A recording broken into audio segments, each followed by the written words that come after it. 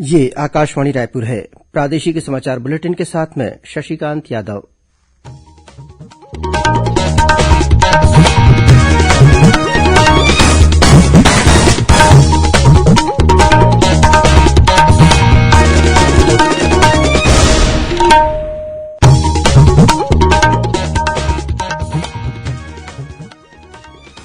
और अब पेश है आज के मुख्य समाचार। राज्य निर्वाचन आयोग ने प्रदेश में होने वाले पंचायत चुनाव के लिए कार्यक्रम की घोषणा की। आदर्श आचार संहिता प्रभावशील हुई। 20 जनवरी को होगा मतदान। प्रधानमंत्री ने ओमिक्रॉन वेरिएंट के मद्देनजर अधिकारियों को सतर्कता बरतने और जागरूक रहने के निर्देश दिए। सुकमा जिले में आज हुई एक सड़क दुर्घटना में करीब 10 स्कूली बच्चे घायल। मुख्यमंत्री ने बेहतर उपचार के दिए निर्देश। और हवा की दिशा बदलने से प्रदेश के न्यूनतम तापमान में दर्ज की जा रही है वृद्धि। ठंड में आई कुछ कमी।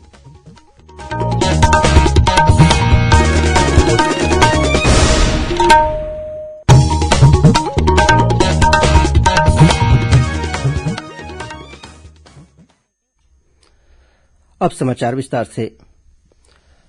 छत्तीसगढ़ राज्य निर्वाचन आयोग ने त्रिस्तरीय पंचायत चुनाव के लिए कार्यक्रम घोषित कर दिया है। इसी के साथ प्रदेश में आदर्श आचार संहिता प्रभावशील हो गई है।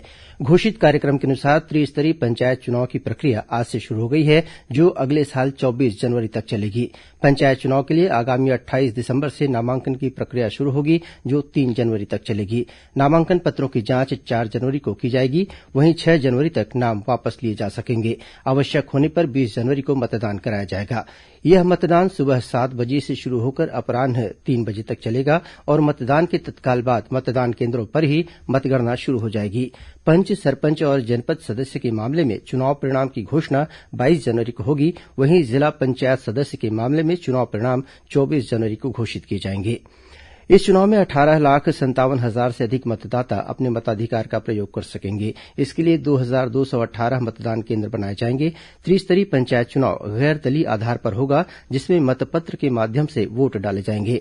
पंचायत चुनाव के लिए 151 रिटर्निंग अधिकारी, 458 सेक्टर अधिकारी, 2,449 पीठासीन अधिकारी, 8,176 अधिकारियों को मिलाकर 11,000 से अधिक मतदान कर्मियों की ड्यूटी लगाई जाएगी। प्रदेश में 4 नगर निगमों सहित 15 निकायों में आम चुनाव और 15 वार्डों में हुए उपचुनाव के नतीजे सामने आ गए हैं। राज्य निर्वाचन आयोग द्वारा जारी परिणाम के अनुसार प्रदेश के 370 वार्डों में हुए आम चुनाव में से 212 वार्डों में कांग्रेस प्रत्याशियों ने जीत दर्ज की। वहीं 112 वार्डों में भाजपा प्रत्याशी विजयी रहे। इसी तरह 40 वार्डों में निर्दलीय प्रत्याशी और 6 वार्डों में जनता कांग्रेस छत्तीसगढ़ के प्रत्याशियों ने जीत हासिल की है। वहीं 15 वार्डों के लिए हुए उपचुनाव में 11 वार्डों में कांग्रेस, 1 में भाजपा और 3 वार्डों में निर्दलीय प्रत्याशी विजयी रहे। रायपुर जिले के बीरगांव नगर पालिक निगम में कुल 40 वार्ड के लिए 20 दिसंबर को वोट डाले गए। इनमें से 19 वार्डों में कांग्रेस ने जीत दर्ज की है। वहीं 10 वार्डों में भाजपा, 5 में जनता कांग्रेस छत्तीसगढ़ और 6 वार्डों में निर्दलीय प्रत्याशी विजयी रहे। दुर्ग जिले के नगर पालिक निगम भिलाई के 70 वार्डों में हुए चुनाव में कांग्रेस ने 37, भाजपा ने 24 और निर्दलीय प्रत्याशियों ने 9 वार्डों में जीत हासिल की। इसी तरह रिसाली नगर निगम के 40 वार्डों में से कांग्रेस ने 21 और भाजपा ने 12 वार्डों में तथा निर्दलीय प्रत्याशियों ने 7 वार्डों में जीत दर्ज की। इसके अलावा भिलाई चरौदा नगर निगम में 40 वार्डों में से कांग्रेस ने 19 वार्डों में, भाजपा ने 15 और अन्य ने 6 वार्डों में कब्जा जमाया। वहीं कोरिया जिले के नगर पालिका बैकुंठपुर के 20 वार्डों में हुए चुनाव में कांग्रेस ने 11, भाजपा ने 7 और निर्दलीय प्रत्याशियों ने 2 वार्डों में जीत हासिल की। इसी तरह शिवपुर चर्चा नगर पालिका के 15 वार्डों में से कांग्रेस ने 8, तो वहीं भाजपा ने 5 और निर्दलीय प्रत्याशियों ने 2 वार्डों में जीत दर्ज कराई। रायगढ़ जिले के नगर पालिका सारंगढ़ के 15 में से 11 वार्डों में कांग्रेस ने, 3 में भाजपा ने और 1 वार्ड में निर्दलीय प्रत्याशियों ने कब्जा जमाया। उधर खैरागढ़ नगर पालिका के 20 वार्डों में हुए चुनाव में कांग्रेस और भाजपा 10-10 वार्डों में जीत दर्ज कर बराबरी पर रहे। वहीं जाम्बुल नगर पालिका के 20 वार्डों में से भाजपा ने 10 वार्डों में जीत दर्ज की, जबकि कांग्रेस 5 वार्डों में, जनता कांग्रेस छत्तीसगढ़ 1 और 4 वार्डों पर निर्दलीय प्रत्याशी विजयी रहे। इधर नगर पंचायत मारो में हुए चुनाव में कांग्रेस के 9 प्रत्याशी तो वहीं भाजपा के 5 प्रत्याशी विजयी रहे तथा 1 वार्ड में निर्दलीय प्रत्याशी ने भी जीत हासिल की। वहीं नगर पंचायत प्रेमनगर में कांग्रेस 11 वार्डों पर, भाजपा 2 पर और 2 वार्डों पर निर्दलीय प्रत्याशी विजयी रहे। नरहरपुर नगर पंचायत के 15 में से 11 वार्डों में कांग्रेस और 4 वार्डों में भाजपा ने जीत हासिल की। इसी तरह नगर पंचायत के कोंटा के 15 में से 14 वार्डों में कांग्रेस का कब्जा रहा, जबकि भाजपा को केवल 1 वार्ड में ही जीत मिली। वहीं भैरमगढ़ के 15 में से 10 पर कांग्रेस तो वहीं 5 पर भाजपा ने जीत हासिल की। भोपालपट्नम नगर पंचायत के सभी 15 वार्डों में कांग्रेस ने कब्जा जमाया। इसके अलावा प्रदेश के 15 वार्डों में हुए उपचुनाव में बिलासपुर रायगढ़ के दोनों वार्डों, राजनांदगांव, कोंडागांव, कुरूद, मगरलोड, आमदी, थान खमरिया, भानुप्रतापपुर और बेमेतरा के 1 वार्ड में कांग्रेस ने कब्जा जमाया। वहीं गोबरा नवापारा के वार्ड क्रमांक 14 में भाजपा ने जीत दर्ज की, जबकि बेमेतरा के वार्ड क्रमांक 11, बसना और उतई में निर्दलीय प्रत्याशियों ने बाजी मारी। प्रदेश में नगरीय निकाय चुनाव के नतीजे जारी होने के बाद मुख्यमंत्री भूपेश बघेल ने कांग्रेस के विजयी प्रत्याशियों को बधाई देते हुए इसे पार्टी के सभी कार्यकर्ताओं की मेहनत का परिणाम बताया। भिलाई, बिरगांव, सभी जगह बहुत अच्छे रिजल्ट आए हैं। मैं सभी को बधाई देता हूं। हमारे खासकर जो जीते हुए प्रत्याशी हैं उन सबको बधाई। साथ ही हमारे जो कार्यकर्ताओं ने जो मेहनत की, हमारे संगठन के साथियों ने, हमारे विधायकों ने, प्रभारी मंत्रियों ने और जिनको जिनको जिम्मेदारी दी गई उन सब ने खूब मेहनत की और छत्तीसगढ़ के शहरी मतदाताओं ने कांग्रेस की सरकार पर विश्वास व्यक्त किया। मैं सभी मतदाताओं के प्रति आभार व्यक्त करता हूं। दूसरी ओर नेता प्रतिपक्ष धरमलाल कौशिक ने कांग्रेस पर इस चुनाव में सत्ता के दुरुपयोग का आरोप लगाया। उन्होंने कहा कि कई वार्डों में भाजपा प्रत्याशी 10 वोटों से भी कम अंतर से पराजित हुए हैं। श्री कौशिक ने कहा कि निकाय चुनाव में भाजपा ने अपनी पूरी ताकत झोंकी।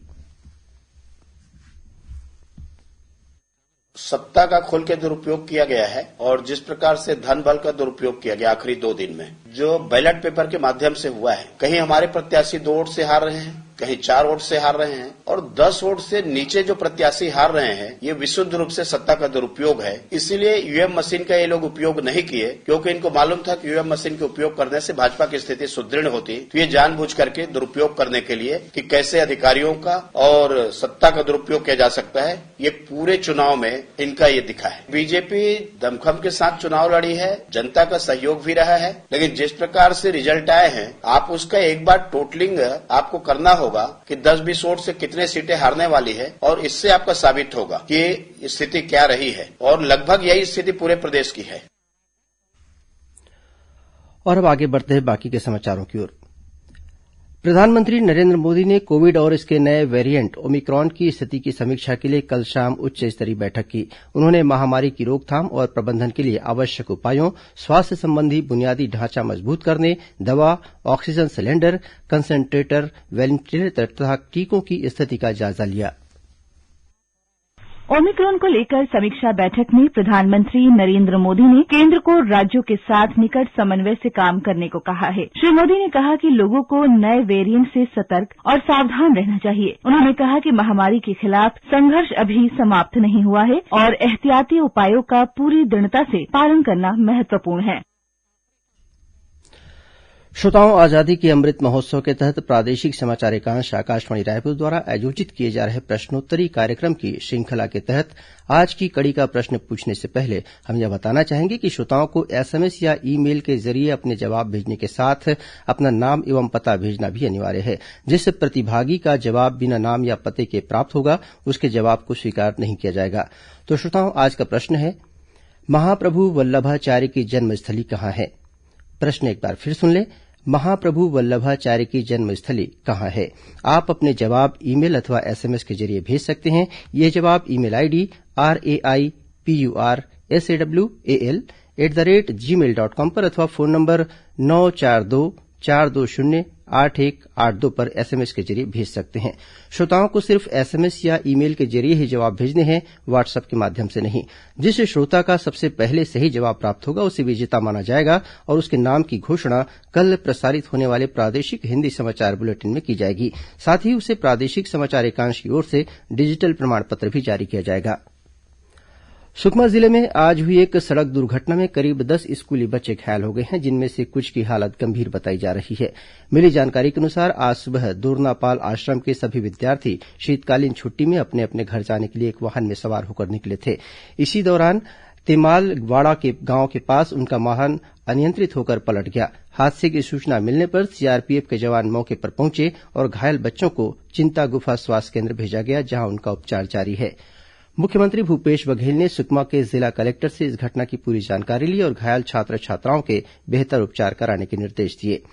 इधर राजनांदगांव जिले के सोमनी के पास एक तेज रफ्तार मोटरसाइकिल सड़क किनारे खड़े ट्रक से टकरा गई। इस हादसे में मोटरसाइकिल सवार एक युवक की मौत हो गई, वहीं एक अन्य युवक गंभीर रूप से घायल हो गया। और अब पेश है मौसम का हाल। उत्तर से आ रही ठंडी और शुष्क हवाओं की दिशा बदलने तथा दक्षिण से आ रही गर्म हवाओं के कारण प्रदेश के न्यूनतम तापमान में वृद्धि दर्ज की जा रही है। वहीं आगामी 2 दिनों में न्यूनतम तापमान में 2 से 4 डिग्री सेल्सियस वृद्धि होने की संभावना है। मौसम विभाग के अनुसार कल प्रदेश में मौसम शुष्क रहेगा, वहीं दक्षिण छत्तीसगढ़ में बादल छाए रहने के आसार हैं। और अब कुछ अन्य खबरें संक्षिप्त में। आज राष्ट्रीय उपभोक्ता दिवस है। उपभोक्ता आंदोलन के महत्व को उजागर करने और प्रत्येक उपभोक्ता के अधिकारों और जिम्मेदारियों के बारे में जागरूकता फैलाने के लिए हर वर्ष 24 दिसंबर को यह दिवस मनाया जाता है। स्वतंत्रता संग्राम सेनानी तथा समाज सुधारक भारत रत्न पंडित मदन मोहन मालवीय और पूर्व प्रधानमंत्री भारत रत्न अटल बिहारी वाजपेयी की कल जयंती है। इस अवसर पर राज्यपाल अनुसुईया उइके और मुख्यमंत्री भूपेश बघेल ने उन्हें नमन किया है। राज्यपाल और मुख्यमंत्री ने क्रिसमस की पूर्व संध्या पर प्रदेशवासियों को, खासकर मसीही समुदाय के लोगों को बधाई और शुभकामनाएं दी हैं।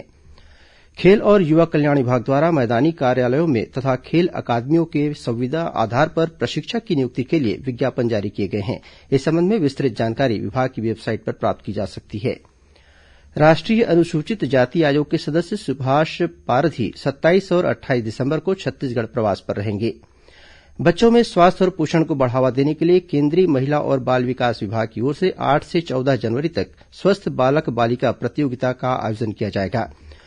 कोंडागांव के रोजगार और स्वरोजगार मार्गदर्शन केंद्र द्वारा 27 दिसंबर को सुबह 10:30 बजे से लाइवलीहुड कॉलेज डोंगरीपारा में रोजगार मेले का आयोजन किया जाएगा। और रायपुर पुलिस ने डीडी नगर थाना क्षेत्र से 4 पहिया वाहन से 1 क्विंटल गांजा बरामद किया है। अंत में मुख्य समाचार एक बार फिर। राज्य निर्वाचन आयोग ने प्रदेश में होने वाले पंचायत चुनाव के लिए कार्यक्रम की घोषणा की। आदर्श आचार संहिता प्रभावशील हुई। 20 जनवरी को होगा मतदान। प्रधानमंत्री ने ओमिक्रॉन वेरिएंट के मद्देनजर अधिकारियों को सतर्कता बरतने और जागरूक रहने के निर्देश दिए। सुकमा जिले में आज हुई एक सड़क दुर्घटना में करीब 10 स्कूली बच्चे घायल। मुख्यमंत्री ने बेहतर उपचार के दिए निर्देश। और हवा की दिशा बदलने से प्रदेश के न्यूनतम तापमान में दर्ज की जा रही है वृद्धि। ठंड में आई कुछ कमी। इसी के साथ प्रादेशिक समाचार बुलेटिन समाप्त हुआ। नमस्कार।